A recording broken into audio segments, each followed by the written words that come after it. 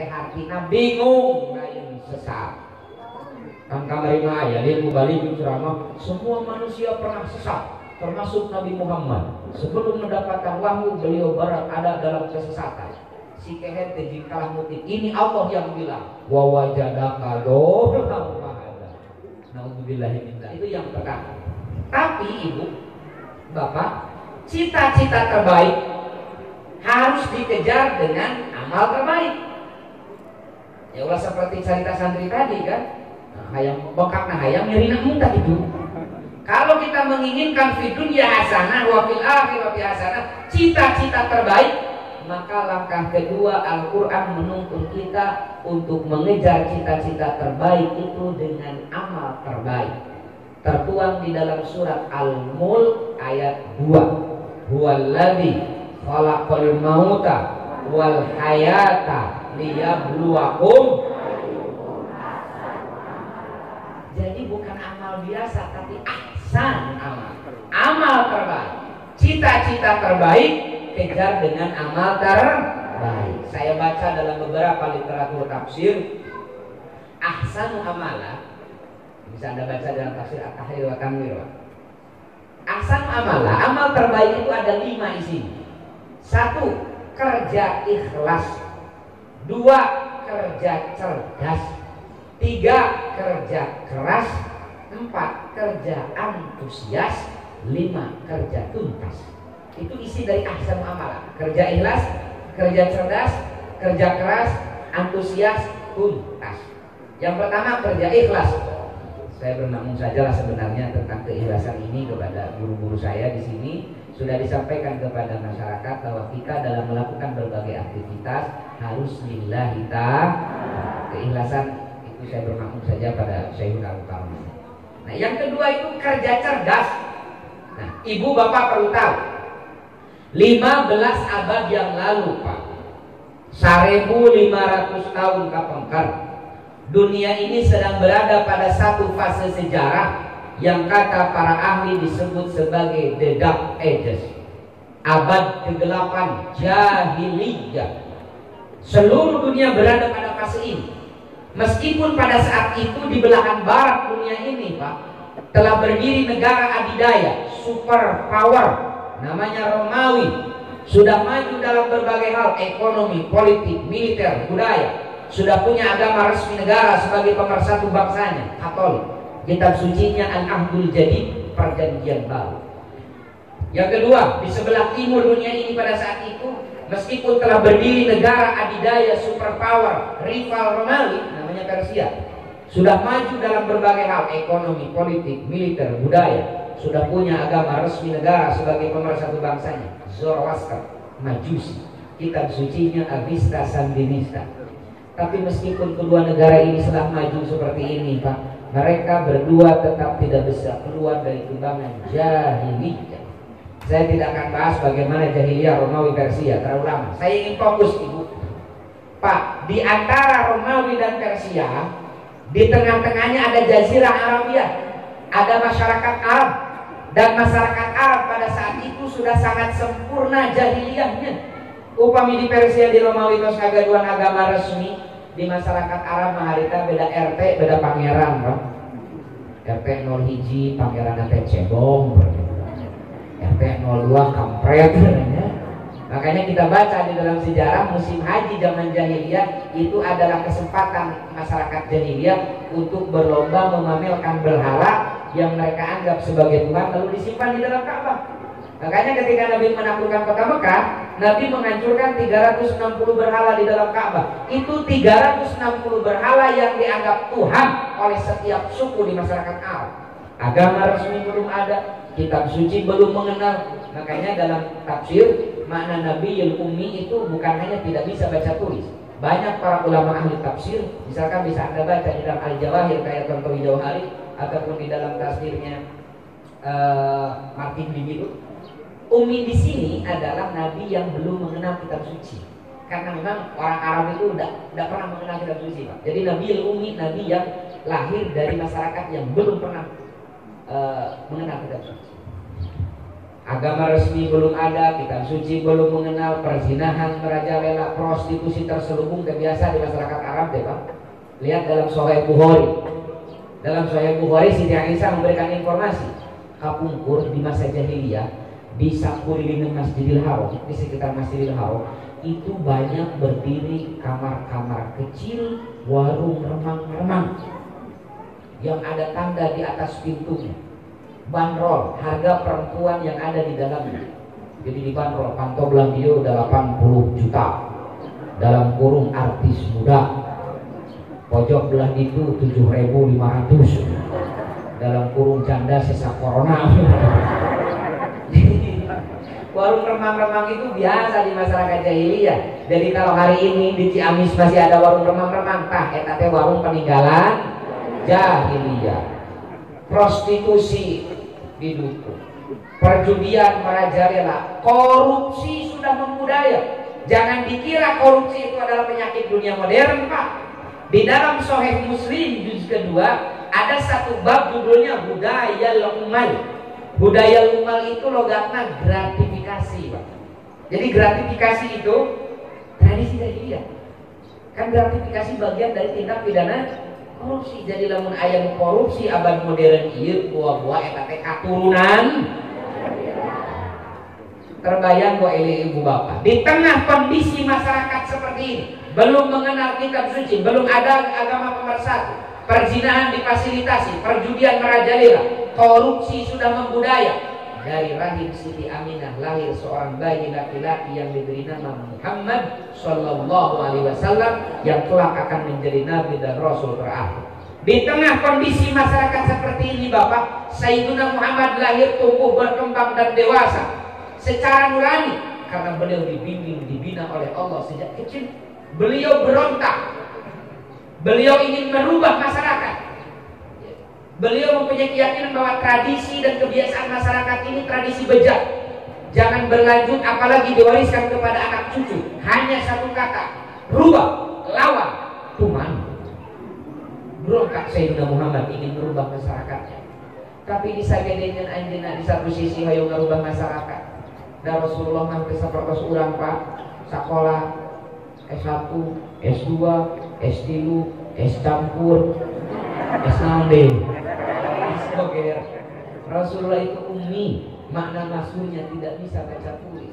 Jadi satu sisi ingin merubah masyarakat, di sisi lain beliau bingung kumaha cara ngarobahna. Ya, makanya di dalam surat Ad-Duha ada ayat wa wajadaka dholan. Nah, dholan dalam surat Ad-Duha eta teh artina bingung, lain sesat. Kan kamari mah aya dia balik ceramah, semua manusia pernah sesat, termasuk Nabi Muhammad. Sebelum mendapatkan wahyu beliau berada dalam kesesatan. Si kehet teh kalah mutik. Ini Allah yang bilang wa wajadaka dholan. Nauzubillahi min dzalika. Dholan dalam surat Ad-Duha ini artinya bingung bagaimana cara merubah masyarakat. Jadi mencek bahasa orang teh ingin hati memeluk gunung, apa daya gunung meletus. Kan sieun. Makanya dalam kondisi kebingungan Sayyidina Muhammad sering bermeditasi, bertahanus, bertapa di Gua Hiro untuk memikirkan solusi merubah umat. Tapi saya mau tanya dulu sama ibu-ibu. Ibu, sekarang teh sesi maulid, saatnya kita lebih mengenal Sayyidina Muhammad lebih indah. Ani Rasulullah sareng Siti Khadijah dan sabaraha tahun yuswana? 15. Sepuh saha? Sepuh Siti. Tapi ibu, saya baca di dalam hadis riwayat Imam At-Tirmidzi, sok sanaos Siti Khadijah 15 tahun langkung sepuh daripada Rasulullah, tapi upami ngareneng teu katawis dengan yuswana Pak. Jika seumuran, ini artinya Siti Khadijah itu istri yang pandai merawat diri sehingga tampak 15 tahun lebih muda. Dicontohin ibu-ibu. Ada ibu-ibu makan sambalik nanya Pak, ibu saroge teh benten 10 tahun sepuh saroge dipoto bareng dan jika kolot ibu. Tapi sahur orang Tasik mah kitu ibu-ibu bermutu, bermuka tua. wae ka ibu-ibu contohlah Siti Khadijah, istri yang pandai merawat diri agar suami tidak melirik ke lain. Kedua, ketika Rasulullah di Gunung Eropa kadang 3-4 malam tidak pulang-pulang. Eta anu ngajajabkeun bekal Rasulullah SAW di Gunung Eropa Siti Khadijah. Padahal Siti Khadijah teh beunghar, ya bisa ngontak Grab atau Gojek gitu kan. Ngajajabkeun bekal ka Gunung Eropa, tapi ku anjeun naik nyalira angkat. Jadi kan ti Mekah ka Gunung Eropa teh teubi Pak. Teubi ibu sok angkat jarok, tong bujang-bujang di kota Mekah pan kapungkur urang ka jarok di kaki bukit. Kagu Hahiro naik bu 30 menit kok kesumur setengah jam. Kami ibu-ibu mah juga 2 jam ya katanya. Karena karek-karek saeutik ngelerkeun tiung, ngaluarkeun HP. Tapi Siti Khadijah anu angkat. Poin kedua, Siti Khadijah itu istri yang pandai melayani.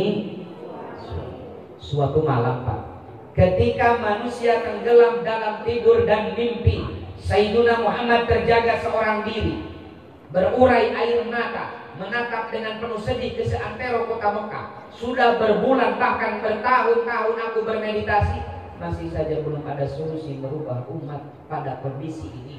Fahada, Allah memberikan petunjuk, Allah memecah kebingungan Sayyiduna dengan mengutus sesosok makhluk yang belum pernah dikenal oleh beliau sebelumnya. Tiba-tiba Rasul wujud termenung bersedih hati pada Muhammad, datang makhluk asing nangkep baginda Nabi dan berkata, Iqra, baca. Rasul refleks, bisa baca. Eta kalau lu tarik makhluk eta minta baca. Nabi Muhammad ini jawab lu tarik, bisa baca. Ada reaksi mau maksi ada deh. Ketiga kalinya lisan mulia Sayyiduna ditutup oleh makhluk itu. Lalu si makhluk tersebut membacakan kalimat-kalimat yang belum pernah didengar oleh beliau. Iqra bismi rabbikal ladzi khalaqal insana min Iqra wa rabbukal alladzi 'allama bil 'allamal insana ma lam. Ini betahnya masa teh tungtungna we hukum. Khalaq alaq kolam ya.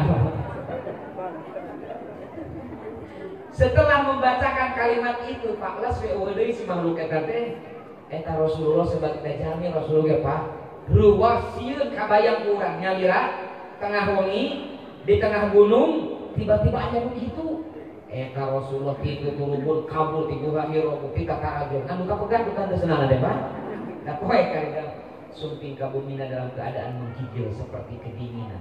Dibukakeun pantau ku Siti Khadijah katingali caroge sapertos anu katirisan deui sana kalembat lajeng di ebog gendis nyimutan. Eta dina lebet salimut ibu Sayyiduna Muhammad hariwus-wus menceritakan dengan penuh ketakutan. Dia di Gua Hiro anu kieu. Hatinya takut, perasaannya gelisah dan ibu tahu ketika hati Sayyiduna Muhammad resah, perasaannya gelisah, ketakutan menghantuinya. Tiba-tiba keluar dari lisan istri tercinta kalimat-kalimat yang menyejukkan hati suami seperti embun menghujani bumi. Saur Siti Khadijah itu suamiku, aku mengenalmu bukan 1-2 tahun. Aku mengenalmu itu puluhan tahun. Kau itu orang baik, ucapan, perilaku, dan statusmu di Facebook belum pernah menyinggung orang. La takhaf wa la tahzan. Jangan takut, jangan bersedih. Yang terjadi barusan di Gua Hiro adalah kebaikan karena kau orang baik sayang. Tenang langsung ibu mana Rasulullah. Iku saha ditenangkeunana? Poin katilu, Siti Khadijah itu istri yang pandai menenangkan hati. Perkarosan ke ibu-ibu. Bu salami dihukum ku caroge. Ibu sering nenangkeun manah caroge atau nabi sering ngarudak